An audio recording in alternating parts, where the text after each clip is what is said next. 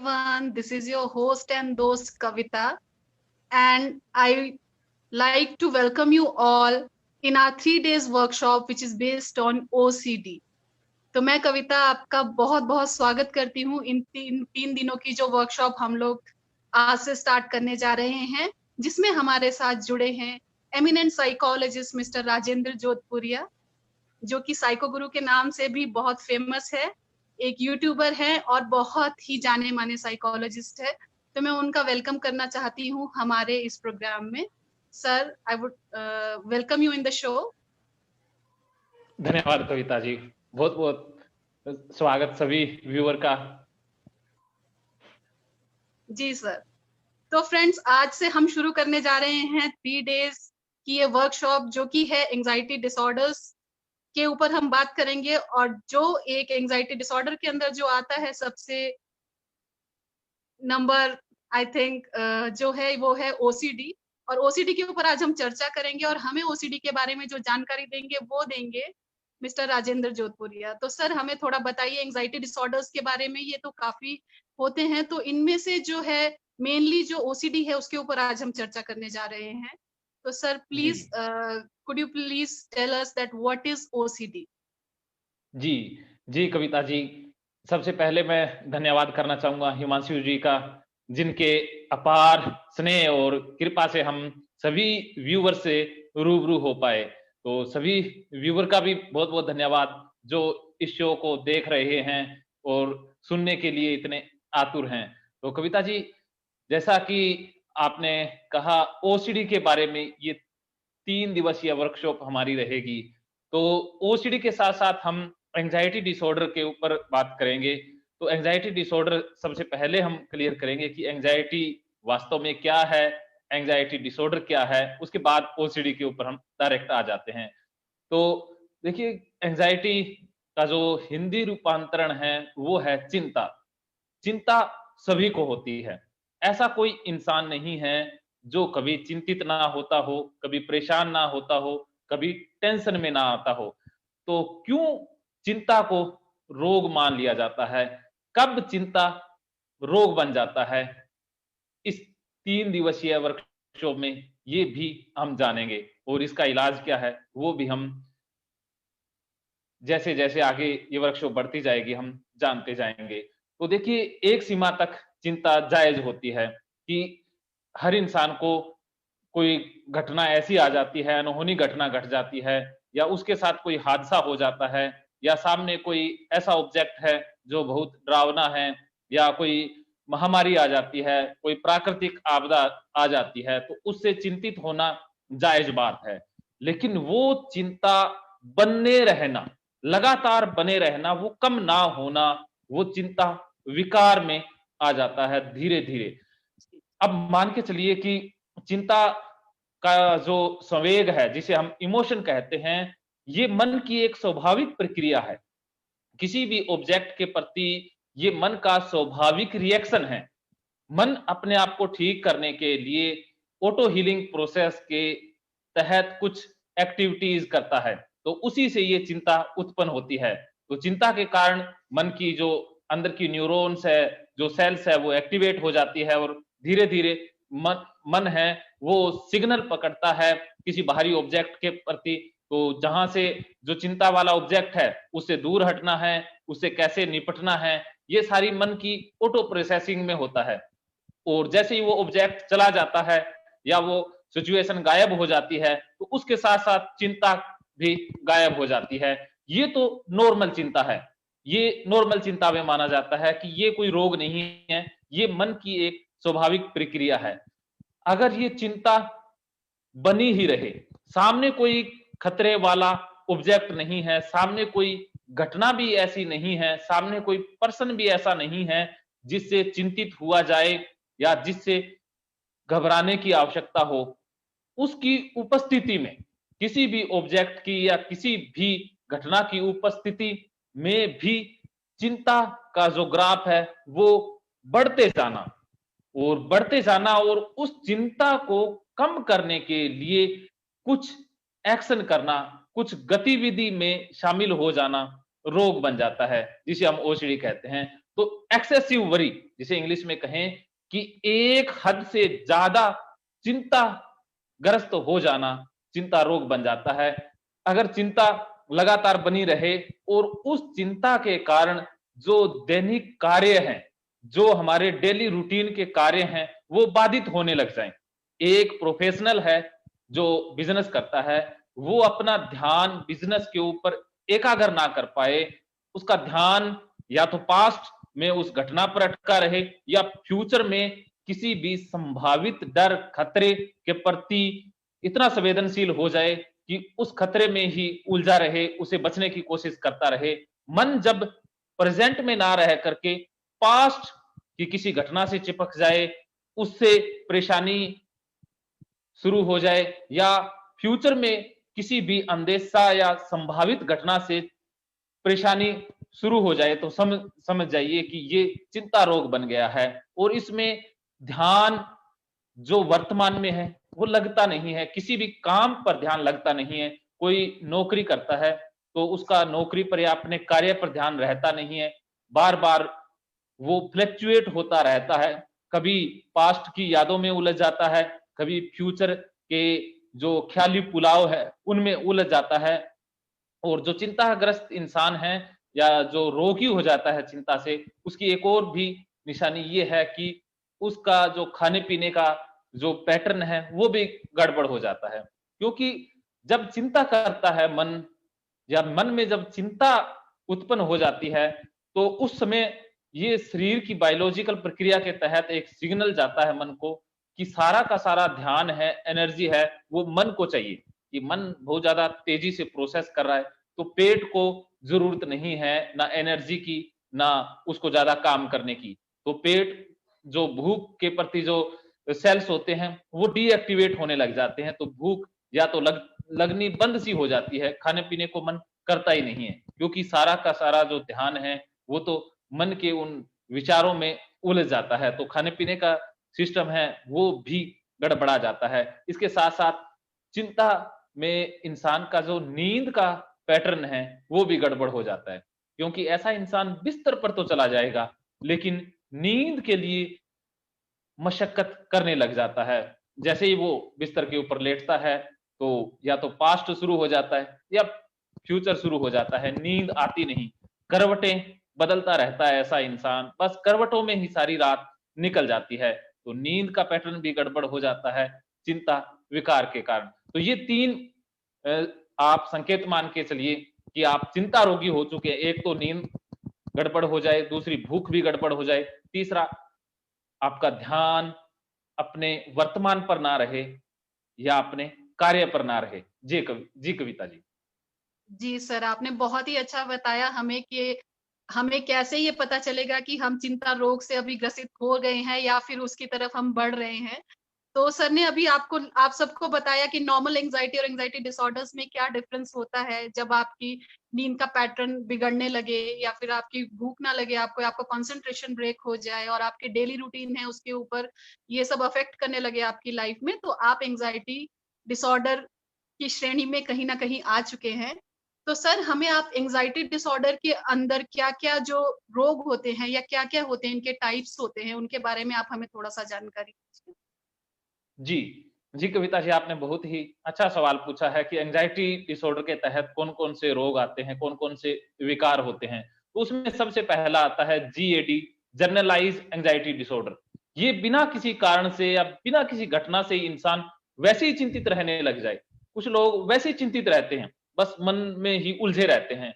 जैसे वो चलते हैं ना, तब भी उनके हाथ ऐसे-ऐसे हिलते रहते हैं, उनकी आँखें कहीं होती है, चेहरा कहीं होता है, गाड़ी चलाएँगे तो गाड़ी तो चल रही होती है, लेकिन वो कहीं और ही होते हैं। तो बिना किसी कारण के ही बस चिंतित रहना, ये जर्नलाइज़ एंग्जायटी डिसऑर्डर में आ जाता है। उसके बाद जो है फोबिया, फोबिया भी एंग्जायटी डिसऑर्डर का ही एक पार्ट है कि किसी भी ऑब्जेक्ट से इर्रेशनल फियर, कि सामने ऐसा ऑब्जेक्ट है जिससे डरने की जरूरत नहीं है, जिसमें डरने वाली कोई बात ही नहीं है, उससे डर जाना। जैसे कोई कुत्ते से डरता है, कुत्ता वैसे कोई खतरनाक जानवर नहीं है। जैसे कोई छोटे से बच्चे का हम उदाहरण लेते हैं कि कुत्ते का एक छोटा सा बच्चा है, वो कोई खतरा उत्पन्न नहीं करेगा, कोई इंसान उससे भी डरने लग जाए कि उसके पास से निकलते हुए भी डर लगे, तो उसे डोगोफोबिया की श्रेणी में आ जाता है। जैसे कुछ ऐसे होते हैं कि जिनको ऊंचाई से डर लगने लग जाता है। वैसे ऊंचाई से तो ऊपर जाकर के देखते हैं नीचे, तो कुछ सेकंडों के लिए दिल की धड़कन सबकी बढ़ती है, कुछ सेकंड के लिए दिल सबका धक धक करता है। ये तो नॉर्मल प्रक्रिया है। लेकिन ऊंचाई के नाम से ही डर जाना, या ऊंचाई से नीचे देखते ही पसीना पसीन हो जाना, या जो हार्ट पल्पिटेशन है वो बहुत ज्यादा बढ़ जाना, ये फोबिया में आ जाता है। और ऐसी श्रेणी में वो उस स्थान पर रह ही ना पाना, उससे भागने की कोशिश करना, ये फोबिया के अंदर आ जाता है। तो फोबिया 420 प्रकार का होता है। बहुत सारे ऐसे इंसान होते हैं जिनको पानी से फोबिया होता है, बहुत सारे ऐसे होते हैं जिनको ब्लड से फोबिया होता है, कुछ ऐसे होते हैं जिनको लिजार्ड फोबिया, छिपकली से डर लगता है, जो महिलाएं बहुत सारी है जिनको ये कॉकरोच फोबिया होता है।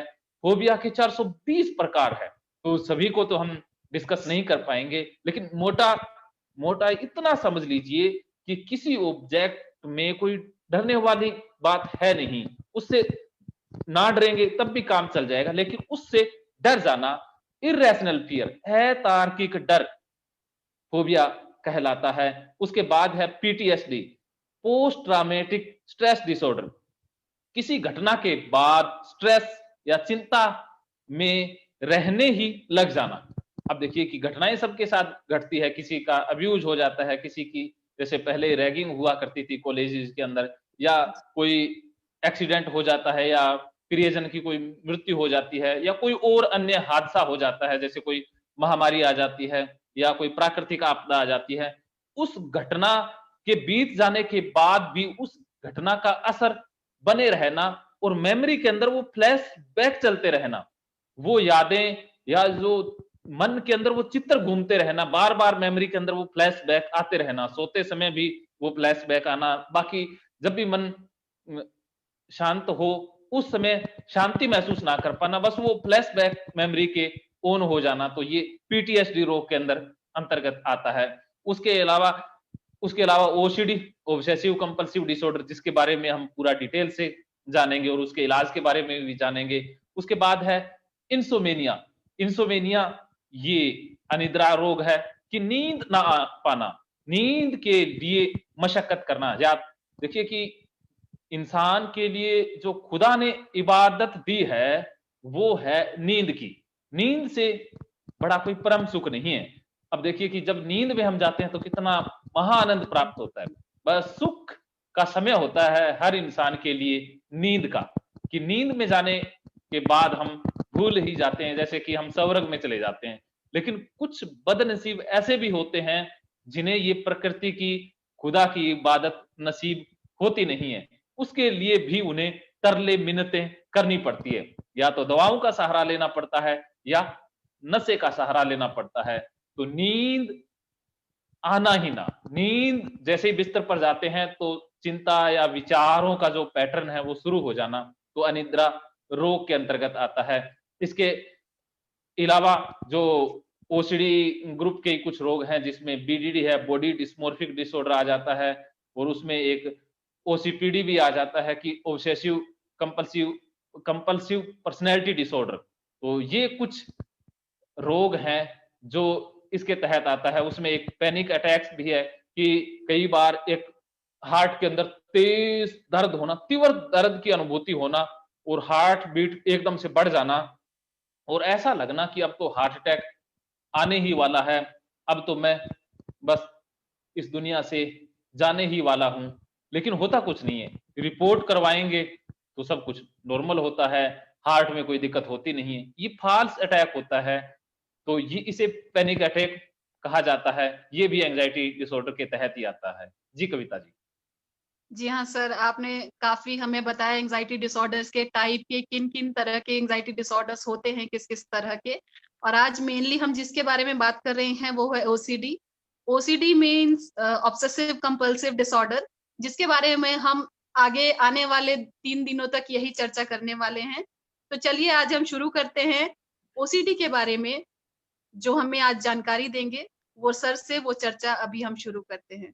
तो सर हमें आप बताइए कि ये ओसीडी आखिर है क्या? जी, जी, ओसीडी, ऑब्सेसिव कंपल्सिव डिसऑर्डर, जिसे हिंदी के अंदर हम वहम का रोग भी कह देते हैं, और पंजाबी के अंदर इसे खपत या सनक का रोग कहा जाता है, कि किसी चीज का वहम सा हो जाना, मन में एक भ्रम उत्पन्न हो जाना, मन के अंदर फाल्स मैसेज आने लग जाना, और वो हमें सत्य नजर आने लग जाना, और हम कुछ एक्शन एक्टिविटीज के अंदर अंदर इन्वॉल्व खुद को कर लेना, वो होता है ओसीडी। तो सर्वे के मुताबिक डब्ल्यूएचओ भी ये कहता है, और बहुत सारे सर्वे हुए हैं, तो हर चौथे इंसान को ये रोग पाया जाता है, ओसीडी।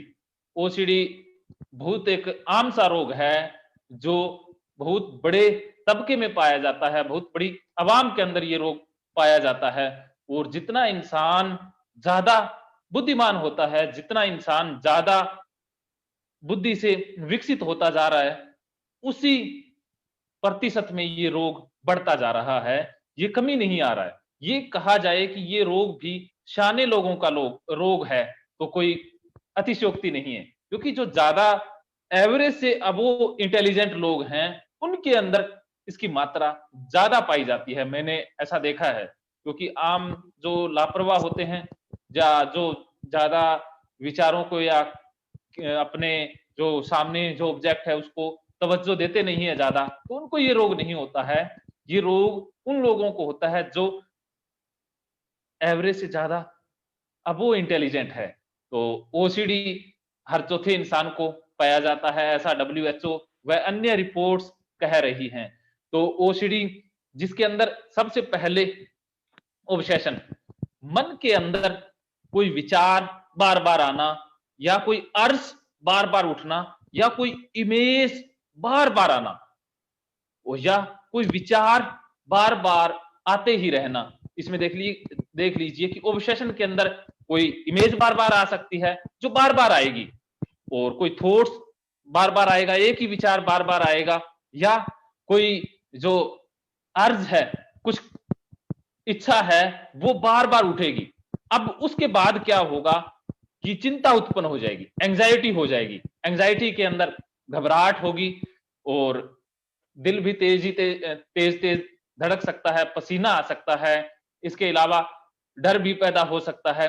तो ये सिम्टम होंगे, एंजाइटी का ग्राफ है वो बढ़ जाएगा, ऐसा इंसान पूरी तरह से अवेयर हो जाएगा, ओवर अलर्ट हो जाएगा। तो उसके जो सेंसेशन जो माइंड की है वो बहुत ज्यादा एक्टिव हो जाएगी, तो एकदम से पूरी तरह से वो चौकन्ना सा हो जाएगा।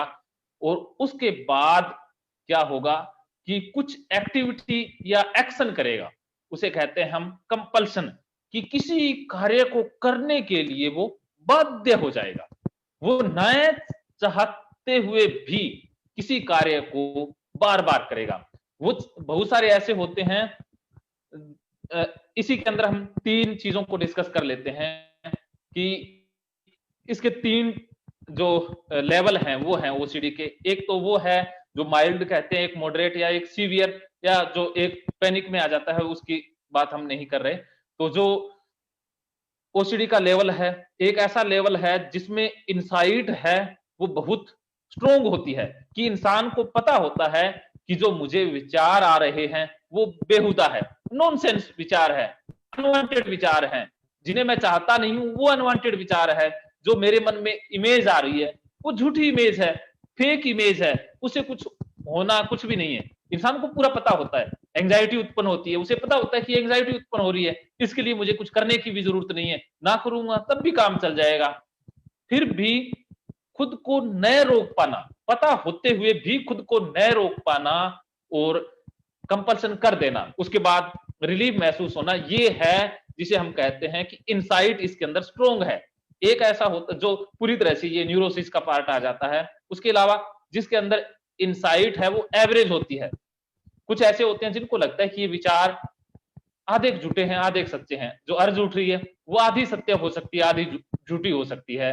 तो ये आधा डिफरेंस कर पाते हैं, आधा डिफरेंस नहीं कर पाते हैं। और जो एंजाइटी उनके अंदर उठ रही है, उन्हें आधी को सत्य नजर आती है, आधी लगता है कि वैसे ही फेक है। और उसके बाद लगता है कि कई बार तो लगता है कि ये करना जरूरी है, कई बार उनको लगता है कि ये नहीं करूंगा कंपल्सन या एक्टिविटी तब भी कोई बड़ी बात नहीं है।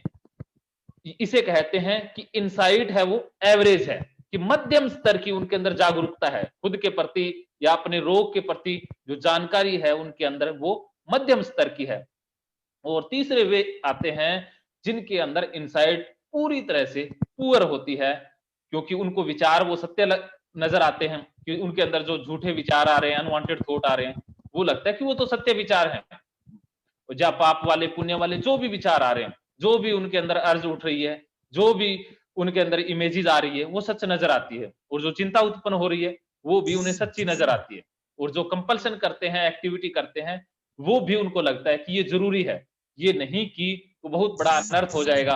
अनर्थ भी उनको वो सच्चा नजर आता है और उसके बाद वो रिलीफ लेते हैं। तो इस टाइप के जो सफरर या पेशेंट या जो रोगी होते हैं उन्हें कहते हैं कि उनकी इनसाइट बहुत पुअर है या बहुत थोड़ी सी है, या कुछ ऐसे भी होते हैं जिनके अंदर इनसाइट है वो अब्सेंट भी होती है। तो इनको हम साइकोटिक श्रेणी में लेते हैं, इनका इलाज बड़ा मुश्किल होता है। तो ये ओसीडी का एक जर्नल सी हमने व्याख्या कर दी कि एंजाइटी या जो चिंता उत्पन्न होती है किसी ऑब्जेक्ट से, उसे कम करने के लिए कोई एक्टिविटी करना, उस एक्टिविटी के बाद शांति या रिलीफ महसूस होना ओसीडी है। जी कविता जी। जी हाँ सर, तो ओसीडी की काफी ही इजी वे में सर ने व्याख्या की है कि ओसीडी आखिर होता क्या है और इसमें किस तरह के रिपीटेटिव थॉट्स जो है जो बार बार हम लोगों को परेशान करते रहते हैं, जो भी ओसीडी से सफर करते हैं उनको। सर आप हमें थोड़ा सा बताइए कि ओसीडी कितने प्रकार की होती है? जी कविता जी, आपने बहुत ही वाजिब सवाल पूछा कि हमने ओसीडी को तो जान लिया, जब इसकी प्रकार जानेंगे तब पूरी तस्वीर सामने आ जाएगी। तो सबसे पहले आती है कंटेमिनेशन ओसीडी, जिसे साफ सफाई वाली ओसीडी भी कहते हैं। इसमें वो क्लीनर और वाशर आते हैं। इस श्रेणी में जो इंसान आते हैं वो सफाई प्रिय होते हैं या धुलाई के माहिर होते हैं। वो बहुत अच्छे धोबी टाइप के लोग होते हैं। उनको धोना, चाहे हाथ हो, चाहे कपड़े हो, चाहे सामान हो, वो बहुत ही भाता है। तो साबुन प्रेमी होते हैं ऐसे लोग। तो इसमें जो कंटेमिनेशन ओसीडी है, इस ओसीडी के जो लक्षण है वो ये है कि इनको लगता है कि गंदगी है बाहर और वो गंदगी उनको टच हो गई है, तो उससे उनके हाथ गंदे हो गए हैं, तो उनको ऑब्सेशन आएगा गंदगी वाला। उसके बाद एंजाइटी आएगी और उसके बाद वो एक्टिविटी क्या करेंगे, बार बार हाथ को धोएंगे, या जो दरवाजे हैं उनको हाथ टच हो गया तब धोएंगे, या बाहर से कहीं आएंगे तो बार बार हाथ धोएंगे। ऐसे इंसान क्या करते हैं कि नल को पहले धोते हैं। पहले नल के ऊपर ऐसे पानी डालेंगे, पूरा पानी डालेंगे, फिर हाथों पर ऐसे ऐसे पानी डालेंगे, और ऐसे इंसान यहाँ कोहनी तक हाथ धोते हैं। कोहनी तक ऐसे करके कोहनी तक धोएंगे। ऐसा नहीं है कि यहाँ अगर यहाँ तक, अगर छींटा यहाँ पड़ गया तो यहाँ भी धो देंगे, मुंह भी धो देंगे, ऐसे करके बस धोते ही रहेंगे। अगर ऐसे इंसान को हाथ धोते हुए आप देख लेंगे ओसीडी वालों को, तो नॉर्मल मैं तो हाथ देता हूं जैसे ऐसे धो लेंगे, बस हो गया चल। तो बाकी ये हाथ धोएंगे तो ऐसे रगड़ रगड़ के जैसे चमड़ी सी उखाड़ देंगे, ऐसे ऐसे नाखूनों से अलग धोएंगे, यहां से अलग धोएंगे, ऐसे ऐसे करके चारों तरफ से पता नहीं कितने तेजी से धोएंगे इनके। और साबुन के इतने प्रेमी होते हैं कि झाग जब तक नहीं आएगा तब तक लगेगा कि साबुन ही खराब है। कविता जी, मैं ऐसे इंसानों की एक खास बात देखता हूं कि ये साबुन को भी साबुन से धो देते हैं। ओह, हाँ, साबुन को भी साबुन से धोएंगे कि ये गंदी होगी ये साबुन, इसको दूसरी साबुन से धोते हैं, फिर उसको तीसरी साबुन से धोएंगे कि ये साबुन भी गंदी होगी। तो ये हाथ धोते वक्त भी साबुन को साबुन से धोएंगे, नल को धोएंगे, आसपास सारी चीजों को धोएंगे, पैरों को धोएंगे, चप्पलों को धोएंगे। जहां पर भी ये छींटा पड़ जाएगा, छींटा जहां जहां गिरेगा वो सारा स्थान धो देंगे। तो अगर ऐसे इंसान वॉशरूम में चले जाते हैं तो इनके बारे में कहा जाता है कि ये पानी की मछली की तरह होते हैं, कि पानी प्रेमी होते हैं, पानी तो पूरा बहाते हैं। जैसे कि पानी तो एक टैंकी तो ये खाली कर ही देते हैं, अगर ये नहाने चले जाएं तो ट्यूटी को बंद करते नहीं है। और ऐसे जब धोने लग जाते हैं तो सबसे पहले क्या करेंगे, सारे कपड़े उतार देंगे। वो कुछ तो ऐसी महिलाएं हैं जिनका इलाज हुआ कि वो जो टॉयलेट जाते हैं, वॉशरूम जाते हैं, कपड़े उतार के जाते हैं कि कहीं कोई छींटा ना पड़ जाए।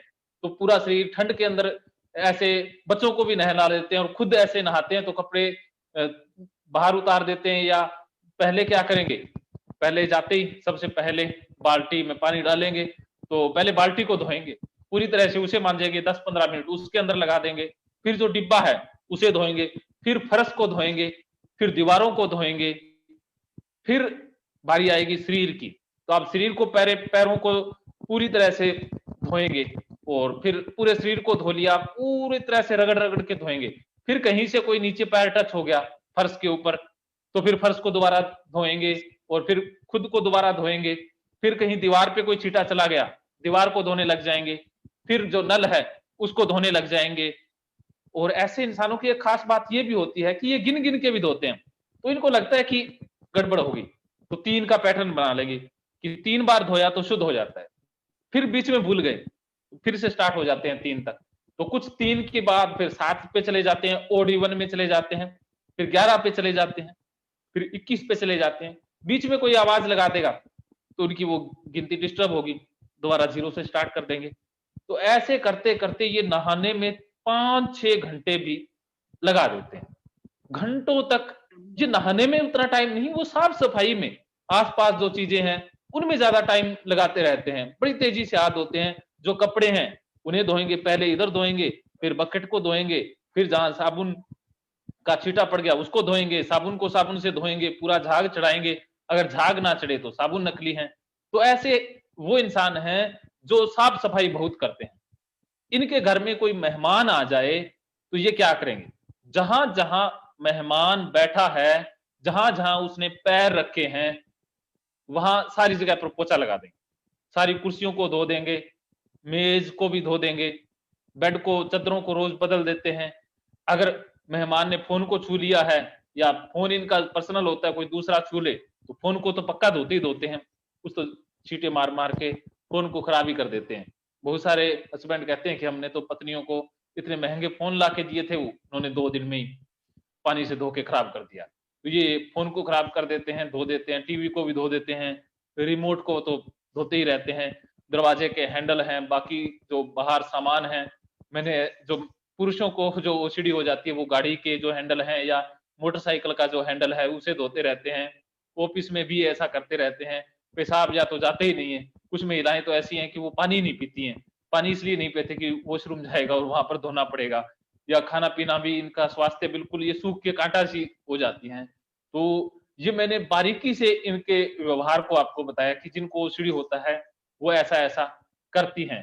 तो ये प्रकार है कंटेमिनेशन ओसीडी का। इनको साफ सफाई बहुत पसंद होती है, और ये बाहर इनको ये भी रहता है कि जो महामारी है या पीरियड्स जब आए होते हैं तब सारा घर अशुद्ध लगता है, तब किसी चीज को नहीं छुएंगी, आरती में नहीं बैठेंगी, पूजा पाठ में नहीं जाएंगी, किसी वस्त्र को नहीं छुएंगी, तब ये ज्यादा इनको ये साफ सफाई वाली दिक्कत होती है। या कहीं बाहर चली जाएं, पब्लिक टॉयलेट को यूज नहीं करेंगी, पब्लिक सीट के ऊपर ये बैठते नहीं है। तो आपको लगता होगा कि ये बैठते वैसे ही नहीं है, लेकिन इनको ये ऑब्सेशन होता है, ओसीडी होती है कि वहां बैठ गए तो गंदा हो जाएगा, सारा शरीर गंदा हो जाएगा, कपड़े गंदे हो जाएंगे, घर जाते ही साफ सफाई करनी पड़ेगी। बारिश में ये बाहर निकलते नहीं है, नाली के पास से निकलते नहीं है, इनको कोई कमेटी वाली या जो गाड़ी दिखाई दे जाए कचरे वाली, डस्टबिन से ये डरते हैं। तो इनके ऑब्जेक्ट में डस्टबिन है, दरवाजे हैं, वॉशरूम है, टॉयलेट सीट है, टॉयलेट से संबंधित जो भी सामान है उससे ये बहुत घबराते हैं, उनको छूते ही नहीं है। जूते हैं, जराबे हैं, उनके ये हाथ लगाते नहीं है, फर्श के ऊपर ये नंगे चलते नहीं है, बाहर ये निकलते नहीं है। तो ये प्रकार है कंटेमिनेशन ओसीडी वाला। तो इसके बाद दूसरा प्रकार आता है चेकिंग ओसीडी।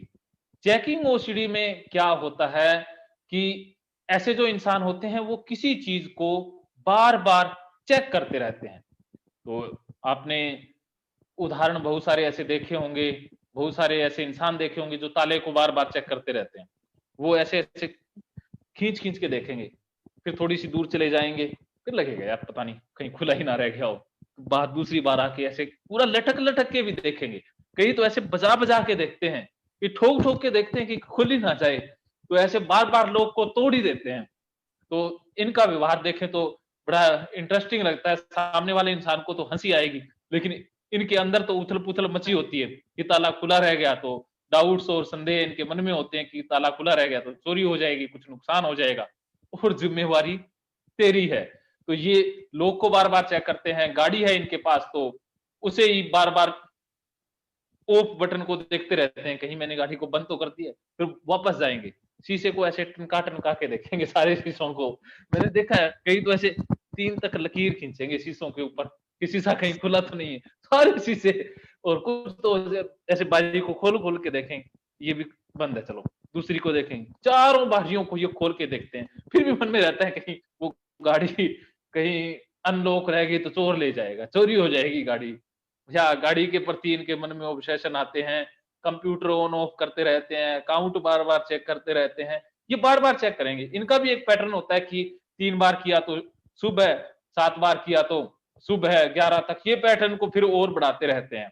तो ऐसे ये चेकिंग वाला टाइप है जिसमें महिलाएं होती है, वो गैस जो ऑन ना रह जाए उसको बार बार घुमाती रहती हैं, उस को बार बार लीवर को घुमाती रहती हैं, बार बार चेक करती रहती हैं। इनके मन में रहता है कि खुला रह गया तो आग लग जाएगी, कोई नुकसान हो जाएगा, किसी का बुरा हो जाएगा। जैसे वो कंटेमिनेशन ओसीडी में ये होता है कि वो बाहर से आई तो कोई वायरस गंदगी से लग गया तो घर गंदा हो जाएगा, कोई बीमार हो जाएगा, उसमें वो डर रहता है। तो इसमें ये डर रहता है कि कोई चोरी हो जाएगी, कोई नुकसान हो जाएगा। दरवाजे के लोग हैं, उन्हें वो बार बार देखते रहते हैं, वो संतुष्ट नहीं हो पाते हैं।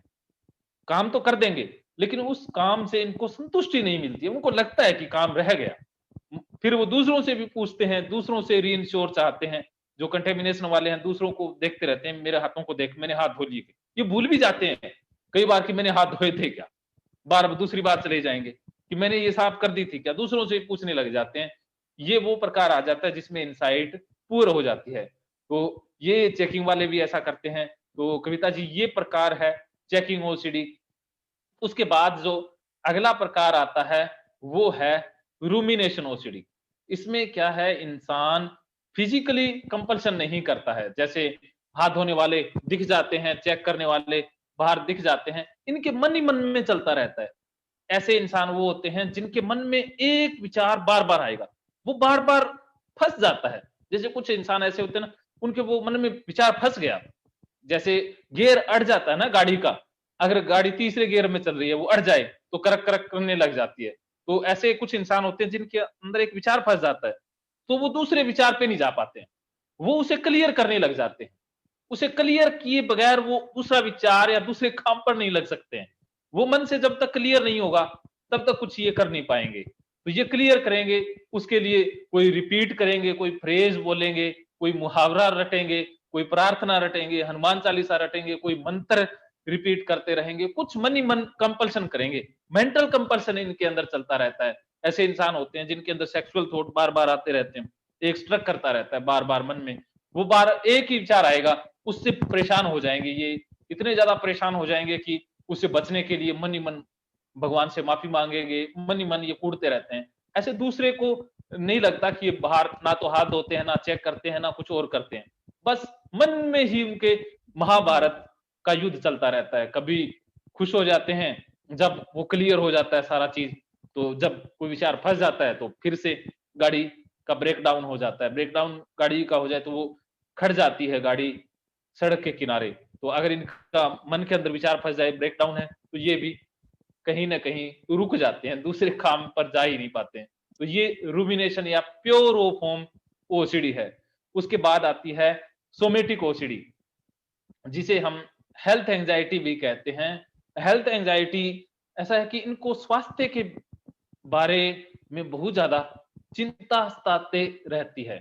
ये स्वास्थ्य के बारे में बहुत ज्यादा अवेयर रहते हैं, तो कहीं बीमार ना हो जाए, कोई बीमारी ना हो जाए, उसके प्रति ये ज्यादा संवेदनशील होते हैं, बहुत ज्यादा सेंसिटिव होते हैं स्वास्थ्य के प्रति। तो ऐसे इंसान एचआईवी के प्रति ज्यादा सेंसिटिव हो जाते हैं। तो जिनके इनके मन में ऐसा विचार आएगा कि कहीं एचआईवी ना हो जाए, तो या कोई इनसे असुरक्षित कई बार कर लिया, या वैसे किसी को किस कर दी, या किसी को खून को देख लिया और पता लगता है कि ये एचआईवी पॉजिटिव है, तो इनको लगेगा कि अब मुझे ना हो जाए, इसके लिए ये क्या करेंगे। तो ये बार बार जाएंगे डॉक्टर के पास, डॉक्टर के पास जाएंगे, टेस्ट करवा लेंगे, तो कुछ दिन के लिए मन शांत हो जाएगा, फिर लगेगा यार, पूछेंगे, नेट पे जाके मत्था मारेंगे, नेट पे आएगा कि 90 दिन विंडो पीरियड होता है, 90 दिन तक जिंदा रह सकता है, इनका माथा ठनक जाता है, फिर उनको लगता है कि यार टेस्ट सही नहीं हो, दोबारा भाग जाते हैं, दोबारा जाते हैं, फिर नेगेटिव आता है, फिर लगता है ये डॉक्टर ने ना, हो सकता है इसकी मशीन खराब हो सकता है लैब वाले ने सही ना किया हो, चलो दूसरे डॉक्टर के पास चलते हैं। दूसरे डॉक्टर के पास चले जाते हैं, उसको भी लगता है इसने वो दूसरे प्रकार का टेस्ट कर दिए, नए वाला नहीं किया। तो ये संतुष्ट नहीं होते, फिर दूसरों से पूछते हैं। मैंने तो ऐसे देखा जो मेरे को बार-बार रिपोर्ट दिखाते, देखो जी नेगेटिव ही है ना, नेगेटिव ही है ना, नेगेटिव ही है ना, नेगेटिव ही है ना, पूछते ही रहते हैं, इनको विश्वास ही नहीं होता है। कितना ही कह दो, विश्वास होता ही नहीं है। ऐसे इंसान आईसीटीसी जो सेंटर है, जो integrated counselling and testing centre, जो एचआईवी से संबंधित, वहां पर फोन खड़काते रहते हैं, उनसे पूछते रहते हैं मेरी रिपोर्ट नेगेटिव है ना, या उस एचआईवी हो जाने के कारण पूछते रहते हैं, उसके लक्षण पूछते रहते हैं। बुखार हो जाए या शरीर पे छाले पड़ जाए तो लगता है कि एचआईवी हो गया, अब तो बेइज्जती हो जाएगी, अब तो राम नाम सत्य होने वाला है, भागते हैं, फिर टेस्ट करवा आते हैं। ऐसे इंसान बड़े जिद्दी होते हैं, मानते ही नहीं है। तो ये लाल कोई पिन होती है या लाल रंग का कोई ब्लड या ऑब्जेक्ट होता है, उससे भी घबराने लग जाते हैं, तो उसके पास से ही नहीं निकलते हैं। ऐसे बाहर जाएंगे तो जो रेड जोन एरिया होता है वहां से तो निकलते ही नहीं है। पता लग जाए कि इसको एचआईवी है तो उसके तो पास भी नहीं भटकते, हाथ भी नहीं मिलाते हैं। ऐसे तो मच्छर काटने से भी डरने लग जाते हैं कि मच्छर काटने से भी एचआईवी होता है। वो रिलेशन बना लेते हैं जो साइंटिफिकली ट्रू नहीं है, क्योंकि ओसीडी वाले तो पूरे के पूरे जो फिजिक्स के नियम हैं उनकी भी धज्जियां उड़ा देते हैं। जहां पर फिजिक्स के लॉ, यूनिवर्स के लॉ काम नहीं करते हैं, वहां पर ये अपने लॉ, अपने इलॉजिक को फिट करने लग जाते हैं। अब एक महिला है जिसे एचआईवी का भ्रम है, वो कपड़ों को भी हाथ नहीं लगाएगी जिसको एचआईवी है, या उसने किसी से संबंध बना लिया तो लगेगा कि उससे वो एचआईवी ना हो जाए, या उस कपड़ों से ना हो जाए, बाद में भी ना हो जाए, कभी 10 साल बाद में ना हो जाए। अब एक बार मेरे पास एक महिला आई, उसके विचार थे, कोई किसी भी बीमारी के प्रति आते थे, तो मैंने सारे विचार क्लियर कर दिए। कहते तो सर ये तो मैं मान गई, लेकिन मुझे जो पहले विचार आए थे पास्ट में, उनका क्या होगा? उनके कारण हो गया तो? मैंने कहा उनके कारण नहीं हो सकता, पास्ट की बातें पास्ट में चली गई। कहते जो फ्यूचर में आ गए फिर मुझे विचार, फिर क्या करूंगी? तो ऐसे इंसान कहीं ना कहीं से लॉजिक पकड़ने की, अपने जो इलॉजिकल है उसे लॉजिक बनाने की कोशिश करते हैं, संतुष्ट नहीं होते, अपनी ही जो बनाई हुई दुनिया है उसी को ही सत्य मानते हैं। और इंटरनेट पे इतना सर्च करेंगे कि पीएचडी हासिल कर लेते हैं। डॉक्टरों के पास जानकारी नहीं होती, उतनी जानकारी ये पढ़ पढ़ करके पता कर लेते हैं। तो ये गलती करते हैं इंटरनेट पे सर्च करने की, एचआईवी वाले कितने दिनों में फैलता है, ये होता है, वो होता है। इनको एक डॉक्टर कुछ भी कहता है, दूसरा कुछ भी कह दे, तो ये कंफ्यूज हो जाते हैं। एक आर्टिकल या कोई स्टेटमेंट पढ़ लेते हैं नेट के ऊपर, दूसरी उससे अलग होती है, फिर और कंफ्यूज हो जाते हैं। फिर पूरी तरह से इनका ब्रेक डाउन हो जाता है कि अब तो फंस गए, पता नहीं क्या सत्य है क्या असत्य है। बस ये इनकी लाइफ बड़ी हेल हो जाती है, नरक का सा जीवन हो जाता है। दूसरों को बताएं तो क्या बताएं, दूसरे उड़ाते हैं मजाक, दूसरों के लिए तो ये मजाक बन जाते हैं। लेकिन इनकी जो मन की अवस्था है, जो मनोदशा है, वो एक काउंसलर बड़े अच्छे से समझ सकता है कि कितनी दलदल या जिल्लत जैसी हालत हो जाती है इनके मन की, या मन बड़ा दर्द में जी रहा होता है। तो ये एचआईवी वाले होते हैं। इसी तरह से रेबीज वाले होते हैं, इनके मन में भी रेबीज ना हो जाए तो बार बार विचार आएगा कि रेबीज हो गया तो तड़प तड़प के मरना पड़ेगा, कोई इलाज भी नहीं है दुनिया में, बस एक बार रेबीज हो गया तो गया काम से, तड़प तड़प के मरेंगे, पता नहीं कितनी भयानक मौत होगी। तो ये क्या करते हैं, बहुत ज्यादा सेंसिटिव हो जाते हैं, कुत्तों के पास से ही नहीं निकलते हैं। कुत्ता अगर दिखाई दे गया तो पतली गली से निकल लेते हैं, जिस गली में कुत्ते होते हैं वहां पर तो जाते ही नहीं। और कुत्ता देख लिया तो एंग्जाइटी शुरू हो जाती है। कुत्ते के पास से या कुत्ता दूर से भी निकल जाए, अपने वस्त्रों को चेक करेंगे कहीं काट तो ना गया हो। अगर पहले से घाव हो तो कहेंगे ये तो कुत्ते ने काटा है, इसको कुत्ते ने काटा है, जा करके टीका लगवाएंगे, एंटी वैक्सीन लेते रहते हैं। ऐसे लोग भी जिद्दी होते हैं, मानते ही नहीं है। तो अगर फिर वो, इनको इतना होता है कि पैरों तक, कुत्ते का जितना साइज होता है ना उतने तक इनको एब्सोल्यूशन आता है, यहां पर नहीं आएगा, यहां पर नहीं आएगा, चेहरे पर नहीं, पैरों पर ही आएगा, कि कुत्ता पैरों पर ही काटेगा। पैंट बांध के रखते हैं, कुछ तो ऐसे थे बांध के रखते हैं कहीं काट ही ना ले, जूते बड़े बड़े पहनेंगे कि कुत्ता काट ना ले। कुत्ता पास से भी निकल गया है, जहां पर कुत्ता बैठा था वहां पर नहीं बैठेंगे, पता लग जाए यहाँ पर कुत्ता बैठा था, कहीं वायरस ना हो, कहीं मेरे लग गया तो, मुझे रेबीज हो गया तो। ये जानवरों से डरने लग जाते हैं, बिल्लियों से भी डरने लग जाते हैं, बंदरों से भी डरने लग जाते हैं। एक साहब तो यहाँ तक डरने लग गए थे कि वो उसने घर के अंदर नेट लगवा दिया था कि कोई कुत्ता बिल्ली बंदर आ भी ना जाए, घर को एक पिंजरा बना लिया था। तो ऐसा यहाँ तक भी ऑब्सेशन करने लग जाते हैं। एक साहब थे, बड़ी उम्र थी उनके, काफी साल के थे, और कुत्तों से इतने डरते थे कि कुत्तों की आवाज भी सुन लेना फोन के अंदर या कहीं बाहर, तब भी भाग करके हाथ धोने लग जाते थे, साफ सफाई करने लग जाते थे, या दुबक के बैठ जाते थे रजाई में कि कुत्ता आ जाएगा और काट लेगा। और कुत्ता आवाज सुनने तो लगता था कि काट गया, अब तो काट गया। फिर वो भागते हैं डॉक्टर के पास, जाके इंजेक्शन लगवाते हैं। तो ऐसे डॉक्टरों को परेशान करते रहते हैं, डॉक्टर भी इनसे परेशान आ जाते हैं, हो जाते हैं, और ऐसे बेवजह दवाइयां लेते रहते हैं। तो ये रेबीज टाइप वाले हैं। इसी तरह से अब कोरोना वाले हैं। बहुत सारे ऐसे पेशेंट आए हैं जो कहीं से कि कहीं बाहर निकल गए तो कोरोना हो जाएगा, कोरोना हो जाएगा। बार-बार वो टेस्टिंग करवाते रहते हैं, दवाइयाँ लेते रहते हैं। तो इसी प्रकार जो होता है, एक रह गया जो है कैंसर वाला। इनको कैंसर का विचार आता रहता है, कहीं कैंसर ना हो, कैंसर ना हो जाए। कैंसर हो गया तो इलाज ही नहीं होगा। उसके लिए वो टेस्ट करवाते रहते हैं। जिनके घर में कोई कैंसर पीड़ित है, उनके घर में जाते ही नहीं है। तो ऐसे इसी में एक आ जाता है जो प्रकार है, वो है डेड बॉडी से फोबिया, कि जिस घर में डेथ हो जाए या जहां पर कोई डेड बॉडी जिस रास्ते से गुजर जाए, तब इनको ऑब्सेशन हो जाते हैं। भाग के नहाने लग जाते हैं, भाग के धोने लग जाते हैं। डेड बॉडी अगर उन घरों में जाते ही नहीं है, और अगर कोई कहीं दिख जाए तो उस रास्ते ही नहीं निकलते हैं। इसके बाद जो लास्ट हम प्रकार आज जानेंगे ओसीडी का, वो है रिलीजियस ओसीडी। इसे धार्मिक ओसीडी भी कहते हैं। तो इसमें क्या होता है कि कुछ लोग ऐसे होते हैं जिनके अंदर भगवान के प्रति गंदे विचार आने लग जाते हैं, सेक्सुअल विचार आने लग जाते हैं, भगवान की इमेजेस ऐसी आती हैं कि मैंने भगवान के बारे में गलत विचार ले आया, भगवान मुझे सजा दे देंगे, मुझे पाप लग जाएगा, मैं तो पापी हूँ, भगवान के बारे में ये सेक्सुअल विचार सोचता हूँ। भगवान के इनके मन में भगवान के प्रति गाली वाले भी ऑब्सेशन आ जाते हैं, मन में अपने आप गाली आने लग जाती है। तो इनको लगता है भगवान को गाली दे दी, भगवान तो सब जानते हैं, जानी जान है भगवान तो, अब तेरा बचना तो नामुमकिन है, कोई नहीं बचा पाएगा। तो ये क्या करते हैं कंपल्सन के तौर पर, तो ये माफी मांगते हैं, भगवान से माफी मांगने लग जाते हैं। एक साहब आए थे, जहां भी मंदिर दिख जाए ऐसे करके चलेंगे। अगर एक साहब तो ऐसे आए थे कि हॉर्न बजाते हैं, मैंने देखा है कि मंदिर के पास से निकलेंगे हॉर्न बजाएंगे। भगवान क्या का सोया पड़ा है क्या जो जगाते हैं? इन्होंने जिम्मेवारी ले रखी है जैसे कि जगाने की, कि भगवान ही सो गया तो फिर होगी दुनिया की तो बल्ले बल्ले। तो ये जगाने का काम करते हैं, घंटी बजाएंगे, चलो घंटी के पीछे अलग लॉजिक हो सकता है। तो ये हॉर्न बजाएंगे, हॉर्न बजाएंगे, अगर भूल जाए कि हॉर्न नहीं बजाया, वापस गाड़ी घुमा के ले आएंगे, हॉर्न बजा के निकलेंगे।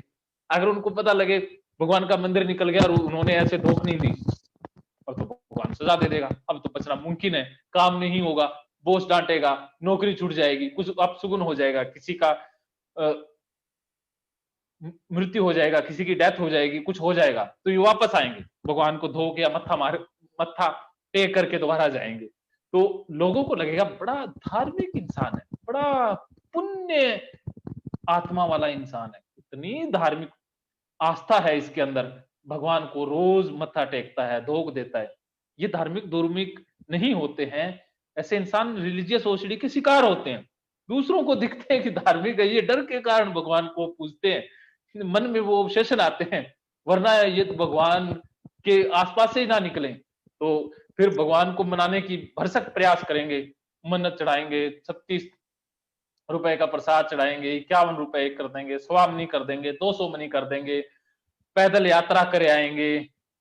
भगवान को मनाने के लिए जैसे एक बच्चा रूठ जाता है तो उसकी माँ उसे मनाने के लिए चांद तारे पता नहीं क्या क्या लाने की बात करती है, उसी प्रकार ये भगवान को मनाने के लिए दुनिया तक उसके कदमों में रखने की बात कर देते हैं, कि जैसे इन्होंने ठेका ही ले लिया है और भगवान इनसे पक्का नाराज है, तो उसको मनाने के लिए ये अपना जीवन तक उसे दे देते हैं, भी तू मुझे सजा दे दे, मन ही मन उसे पता नहीं क्या क्या तरले मिन्नतें करते हैं। इनकी तरले मिन्नतें देख करके तो इंसान को दया ही आ जाए कि क्या क्या मन के रंग है। तो ये रिलीजियस ओसीडी का प्रकार है। और जी कविता जी।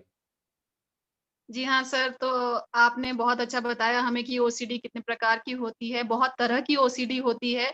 और आपकी बातों से जो मुझे समझ में आया, तो ओसीडी में मेनली होता है विचारों में ही उलझा रहता है इंसान, और विचार ही रिपिटेटिव जो उनको जी थॉट्स आते रहते हैं। और ये हम समझते हैं फ्रेंड्स कि जो मन की जो चोट होती है वो किसी को दिखती नहीं है, शरीर की चोट सबको दिखती है। तो मन पे जब चोट लगती है तो लोग समझते नहीं है कि हमारे साथ ये हो क्या रहा है, और ओसीडी वालों की मनोदशा सब लोग समझ नहीं पाते हैं, और वो बहुत ही दलदल में फँसे होते हैं, जैसे सर ने कहा। पर एक काउंसलर आपके मन की दशा को बहुत अच्छी तरह से समझता है, और वो काउंसलर हमारे साथ आज हैं। राजेंद्र सर ने ऐसे बहुत सारे केसेस ठीक किए हैं। सर, आप हमें थोड़ा बताएँगे कि आपने कितने सारे ओसीडी के जो केसेस हैं आज तक सॉल्व किए हैं? जी, मैंने लगभग 3000 के आसपास ओसीडी के केसेज़ हैं वो ठीक किए हैं और आज वो अपना पूरा जीवन खुशियों से जी रहे हैं। उनके फ़ोन आते हैं, बताते हैं कि सर हम तो ज़िंदगी को अब जीने लगे हैं, पहले तो काट ही रहे थे। एक नया जीवन वो मानते हैं और ओसीडी वाले को अगर सहायता मिल जाए तो उसे वो भगवान की तरह पूजने लग जाते हैं, वो भगवान ही मानने लग जाते हैं। क्योंकि वो कहते हैं सर हमें कोई ना चोट लग जाए या कोई कैंसर जैसी बीमारी हो जाए, हम झेल लेंगे। लेकिन ये ओसीडी इतनी धीरे-धीरे हमें मार रही होती है कि हमें पता है कि हम कितने दर्द में जी रहे हैं। तो इनकी मन की अवस्था बहुत दयनीय होती है, बहुत दर्दनाक अवस्था होती है। सामने वो दूसरे इंसान इनका मज़ाक ही उड़ाते हैं क्योंकि इनकी मनोदशा को समझ नहीं पाते हैं क्योंकि अगर चोट लगती है तो खून आता है, उसके वो चोट का निशान सबको दिख जाता है। लेकिन मन के अंदर जब ओसीडी हो जाए, दिखती नहीं है। और बुरी दशा तब होती है कि दूसरों को लगता है कि ये तो जानबूझ के कर रहा है।